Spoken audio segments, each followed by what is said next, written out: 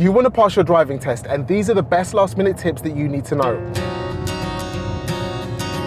I'm going to take you through what you need to do before your driving test, then what you need to remember to do while you're on your driving test, and then stay to the end. I've got some mindset hacks that will put you in the right headspace. Ready? Firstly, get a good night's sleep. Being well rested for your driving test is crucial. When you're tired, it's really hard to concentrate, so staying up for hours the night before your driving test watching YouTube videos like this to revise and get last-minute tips is probably not a good idea. But make this video the last video that you watch, then you can get a good night's sleep, feel well rested, and give your examiner your best driving.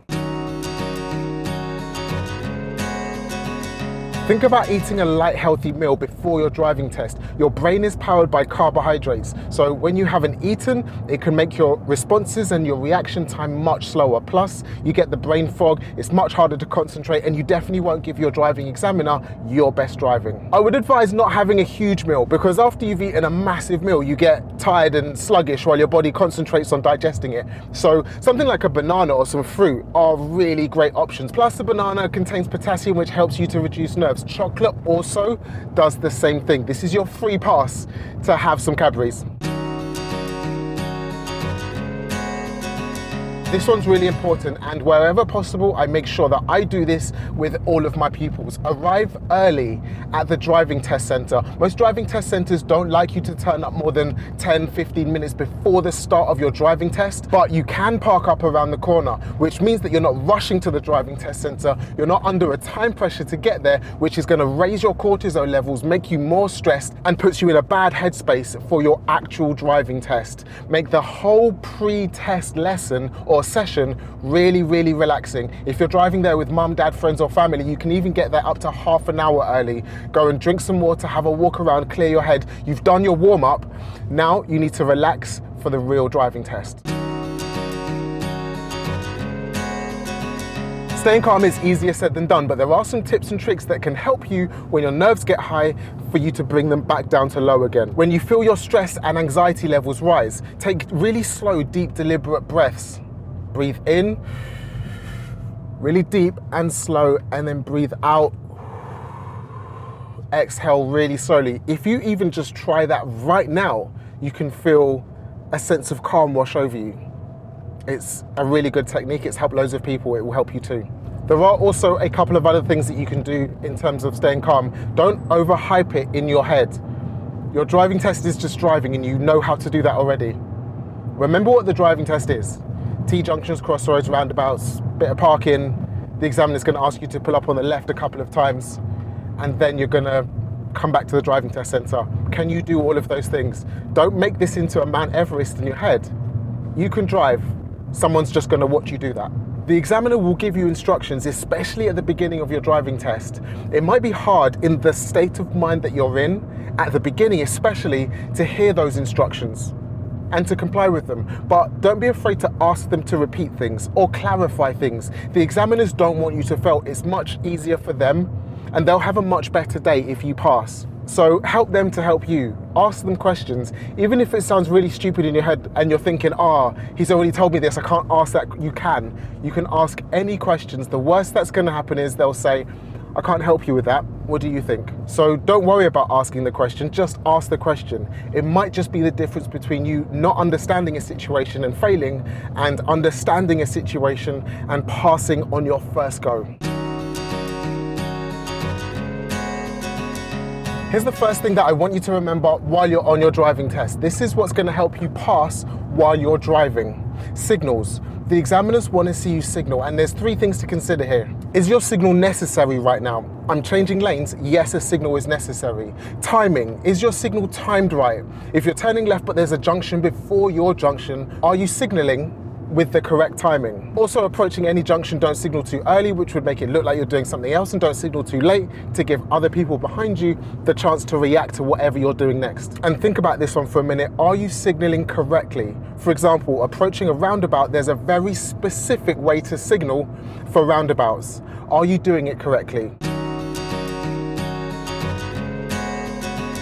This is another really important one. Look on my right and look on the floor. We've just passed 20-mile-an-hour signs. This is really important on your driving test. I don't want you to worry about speed too much, because going over by 1 or 2 and then noticing and bringing it down isn't going to make you fail. But not noticing that a speed limit has changed is going to affect your test result.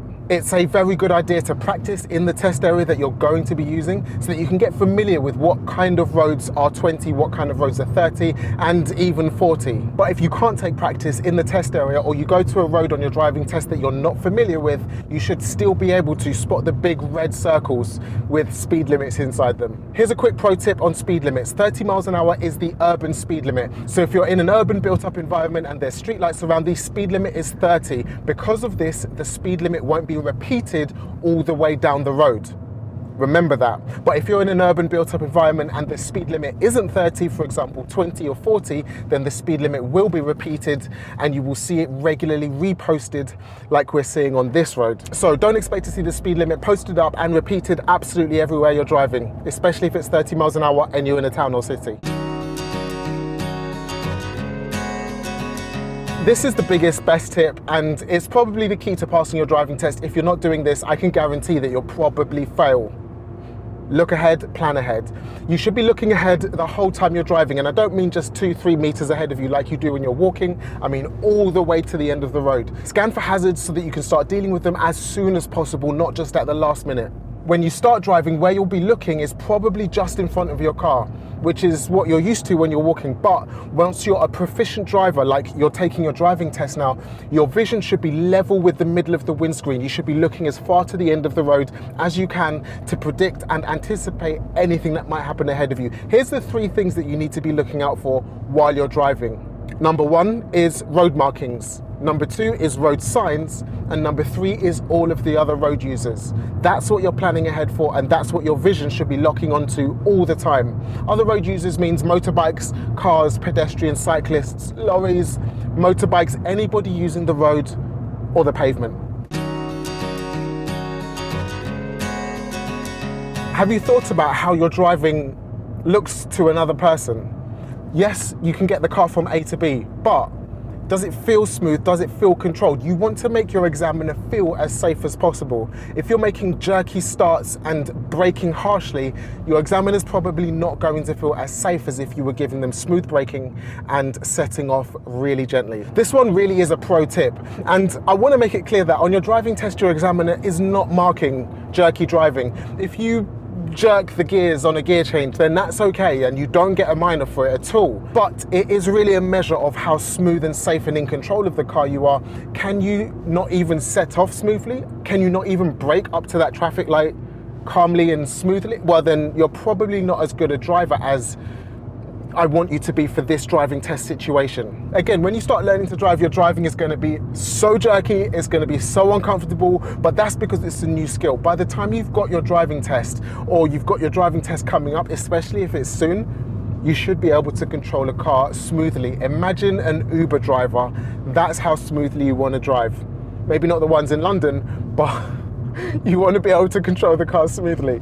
If you can't control the car smoothly, then it is a quick fix. Your driving instructor should be helping you with this. And if you don't have a driving instructor because you're learning with friends or family, mum and dad, then a little bit of practice in this area will go a long way. Talking of friends, family, mum and dad, if you're learning with parents, I do a lot of mock tests on YouTube, and the number one thing that I see people who've not learnt with a driving instructor are missing are blind spot checks. There's certain times when you mandatorily have to check your blind spots, and number one is when you're setting off from the side of the road. So if you're pulling away, let me demonstrate. You need to have checked your blind spot before you move into the road. Another one that I see a lot of people fail for to do with blind spots is when you're reversing. Every time you start reversing, you must check your left and right blind spot. That's mandatory. And also, if you've just done an emergency stop, then you need to check the left and right blind spot before setting off. Okay, now let's talk about mindset. You've practiced loads for this. The driving test is just driving. You just need to drive. Stay confident. Don't doubt your abilities. When doubt creeps in, satisfy that doubt with some reason. If you start to think, what if? then remember all of the times that you've driven on the road. And if you've got your driving test coming up, you will have done a lot of driving to get here.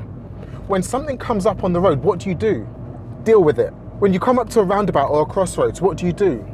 Deal with it. Parking, deal with it. Whatever comes up in front of you, like you always do on lessons or when you're driving with friends or family, you deal with it. It's exactly the same. Also, think about this. Your driving test is about 30 minutes of actual driving. When you do a driving lesson, probably 2 hours, that's 4 driving tests worth of driving in one go. I can promise you one thing, and if you only take one thing away from this video, make it be this: your driving test, I promise, is way easier than your driving lessons. Lastly, let me leave you with this. This one's important. Be positive. Say positive things about your driving test. Let me explain. You've heard the saying, you are what you eat. Well, you are also what you say. So if you say, oh, I'm not looking forward to my driving test, oh, I'm nervous about my driving test, guess what? You will then be more nervous than you already are about your driving test. Try and flip it. Even if you have to force it to say positive things about your driving test coming up. Something like, I'm really looking forward to my driving test. I'm going to be really good at my driving test. Try it. Trust me, it makes a difference. Even if you're faking it, you being positive and saying out loud positive things to yourself or to other people about your driving test coming up goes such a long way into changing your mindset from nervous and unconfident to excited and ready. I hope these tips have made a difference to you for your driving test. If they have, then please subscribe to the channel for more. And YouTube thinks that you'll love this video. It'll help you just as much. So watch that one next if you're binging videos in preparation for your driving test. I'll see you in the next one. Peace. Bye.